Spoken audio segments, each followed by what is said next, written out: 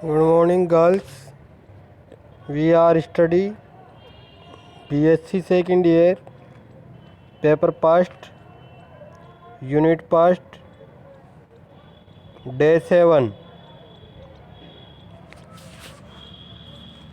Day 6 में हमने पढ़ा था पेलमोन के अंदर पाचन तंत्र। आज हम पढ़ेंगे पाचन। सबसे पहले हम देखते हैं पेलमोन में फूड एंड फीडिंग, भोजन एवं अन्न।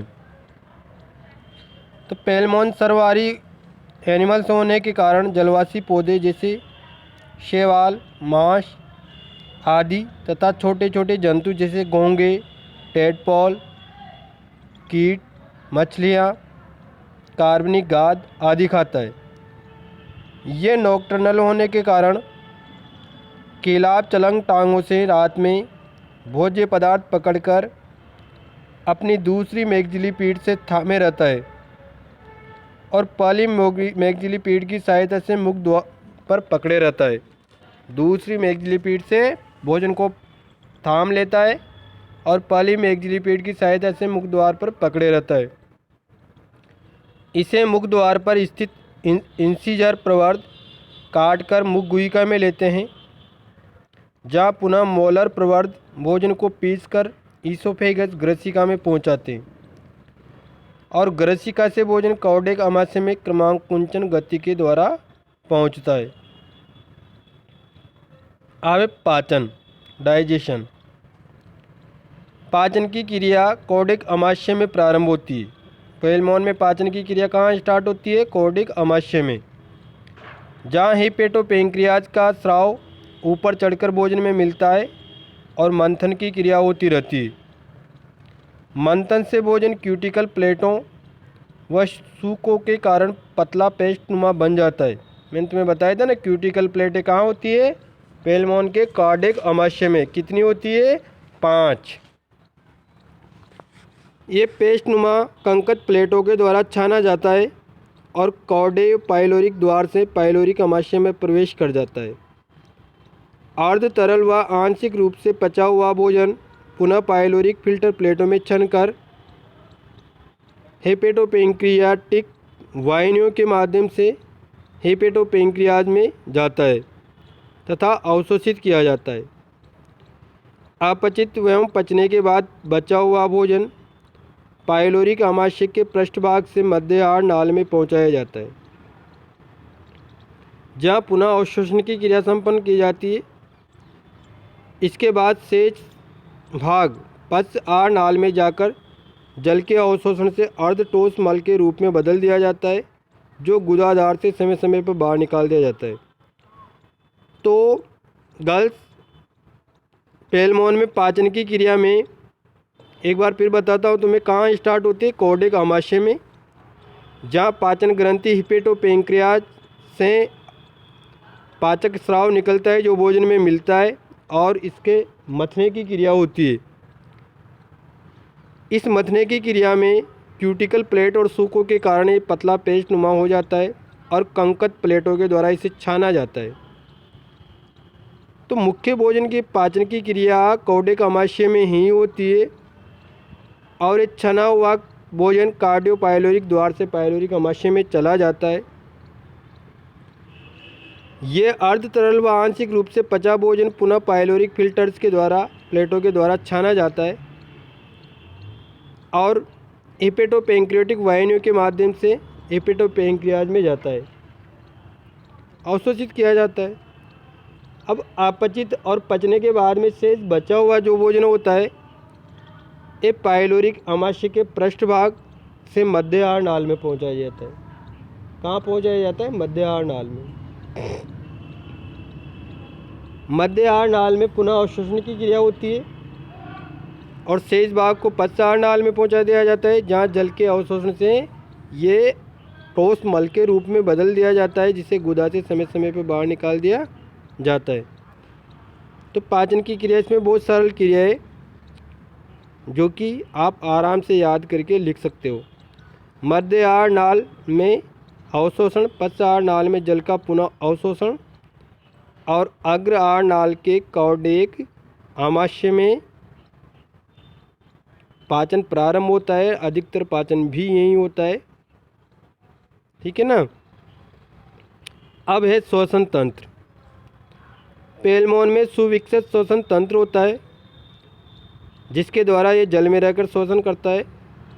इसके प्रमुख श्वसन अंगों में 8 जोड़ी गिल क्लोम, 3 जोड़ी एपिपोडाइट और क्लोम आवरकों के आस्तरण होते हैं। उपरोक्त सभी श्वसन अंग वक्षीय भाग के दोनों पार्श्व में स्थित गिल कोष्ठ में अवस्थित होते हैं। गिल कोष्ठ अग्र पश्चवाधर में खुला हुआ रहता है, जबकि ऊपर वह बाहरी पार्श्व क्लोम आवरकों के द्वारा ढका हुआ, भीतरी पार्श्व में इसके वक्ष की संरचनाएं एपिमीरोन विद्यमान होती है। इसके श्वसनांगों में 8 जोड़ी गिल या क्लोम हैं। पेलमोन के दोनों पार्श्व में स्थित गिल कोष्ठ में 8 गिल होते हैं, यानी टोटल कितने 16 हो गए, किंतु दिखाई कितने देते हैं 7। इसका कारण है एक गिल दूसरे गिल के पीछे छिपा रहता है, तो आगे का गिल दिखाई नहीं देता है। ये ब्रेंकियल चैम्बर में इसके गिले 8 गिल गिने जा सकते हैं। 1 2 3 4 5 6 7 8। प्लूरोब्रिंग गिल का एक टिपिकल डायग्राम है, प्रारूपिक। हम देखते हैं प्रत्येक गिल अंशाकार अंशाय की आकृति का है। आगे से पीछे की ओर गिल धीरे धीरे बड़ा होता है और बीच में बड़ा होता है। अतः प्रथम गिल सबसे छोटा होगा, अंतिम गिल सबसे बड़ा होगा। मैंने बताया बीच में बड़ा मतलब गिल की आकृति में दोनों तरफ तिकोना टाइप होता है, बीच में गिल प्लेट्स के आसपास बड़ा होता है। सभी गिल उनके मध्य स्थित क्लोम मूल द्वारा वक्ष से जुड़े रहते हैं। इसी संयोजक के माध्यम से गिल रुधिर परिसंचरण व तंत्रिका तंत्र से संबंधित रहता है। किसके द्वारा? गिल रूट्स के द्वारा। समस्त गिल या क्लोम समचतुर्भुज पत्तियों के समान चपटी गिल प्लेटों की 2 पंक्तियों के बने होते हैं, जो एक स्पष्ट आधार पर विशिष्ट क्रम में जुड़ी होती है। वह पुस्तक के पन्नों की भांति दिखाई देती है। अपसारी गिल प्लेटों की दोनों पंक्तियों के मध्य एक गहरी खांच के कारण ये विशिष्ट संरचना निर्मित होती है।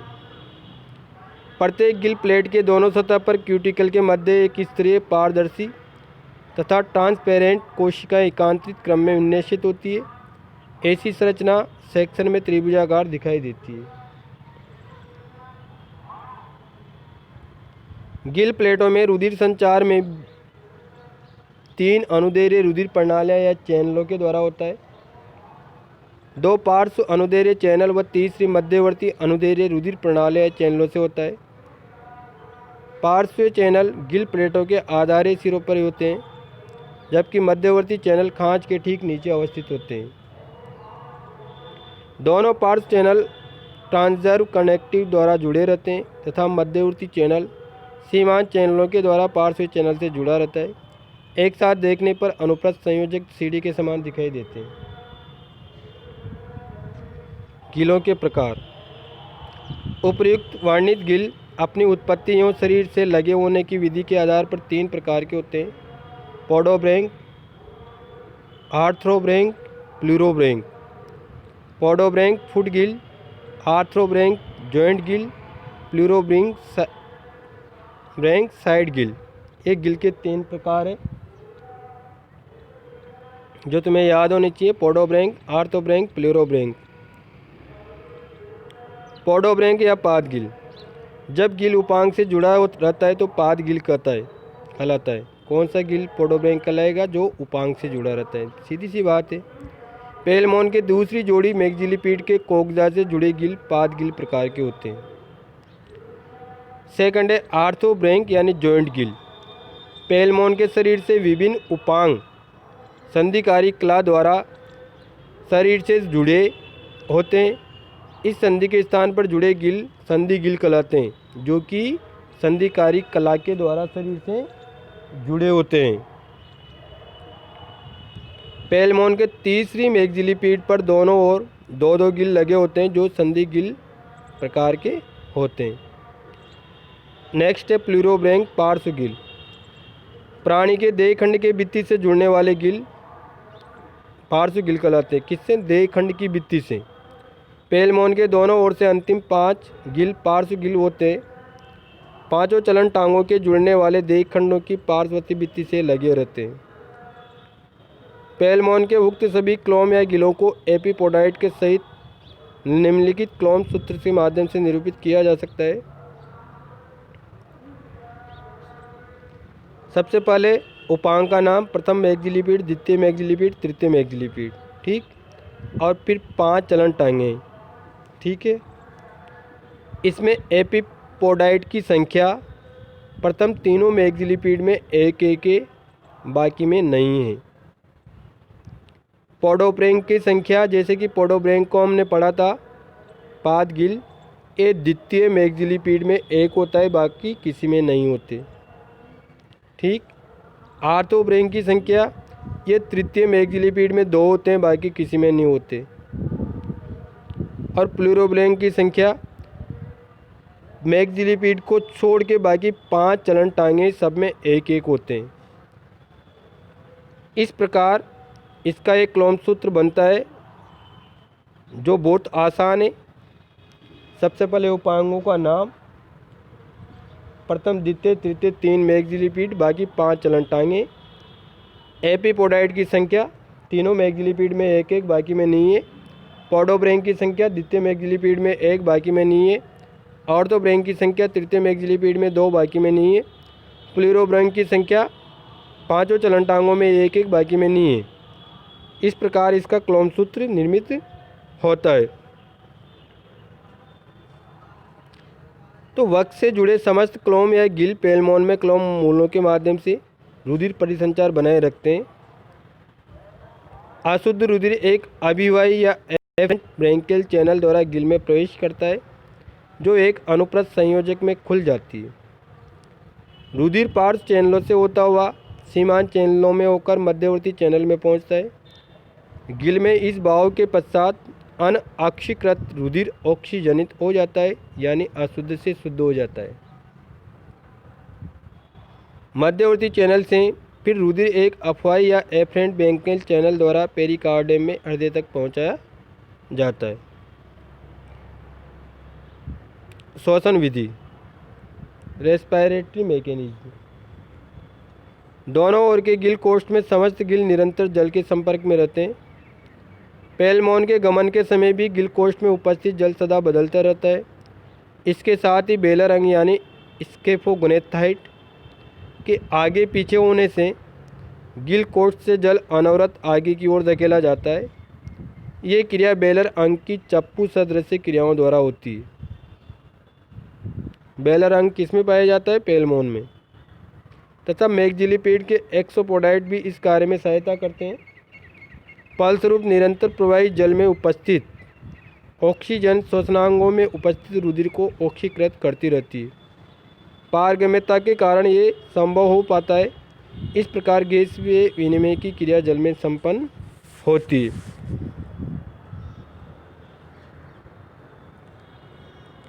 इस प्रकार अपना 7वें दिन के अध्ययन में ये श्वसन तंत्र कंप्लीट होता है और साथ में पाचन, पेलमोन में पाचन की विधि, भोजन और श्वसन तंत्र।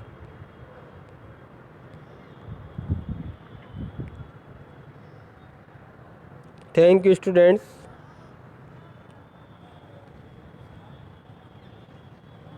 प्रेजेंट में सबसे बड़ी समस्या कोरोना से संबंधित चल रही है और कोरोना से आप सभी लोगों को सख्त सावधान रहने की आवश्यकता है।